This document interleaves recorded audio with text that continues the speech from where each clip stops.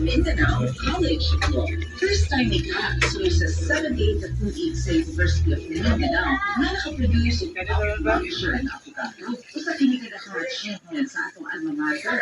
Partikular na ang Mindanao College of Law. Hindi ko na-upload ang resulta sa September 2024 licensure examination for professional teachers secondary level.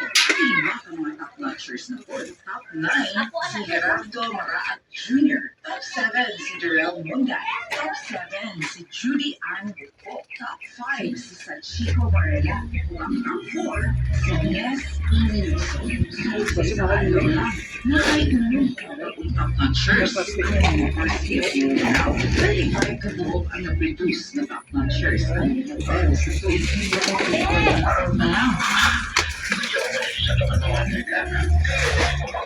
Tunod nila sa pagpataas sa kalidad sa edukasyon sa UM. Nagyarang pag-ibyo o state-of-the-art na kasunod. Salamat sa informasyon ka. Love you ka. Bye. Love you ka. Bye.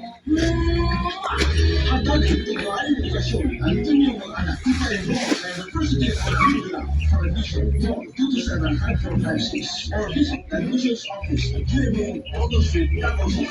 SSS Venture ba? Well, may magandang balita sa lahat ng SSS pensioners sa tulong ng Davao A Plus Credit Corporation. Ang Davao A Plus Credit Corporation ay nagkakalabot ng SSS pension loan sa napakababang interes lamang. Wala nang marami pang pag-aatubili. Ang inyong Mga ikog sako doon. sa araw na inyong loan application at ang maganda balita ay pinabawas na advance interest. Okay na po ba, diba? Kaya sa inyong dagli ang pangangailangan pinasyon, tumisita at sumabuli agad sa Davao A Plus Credit Corporation. A Plus Credit Corporation is a power business and a Davao product.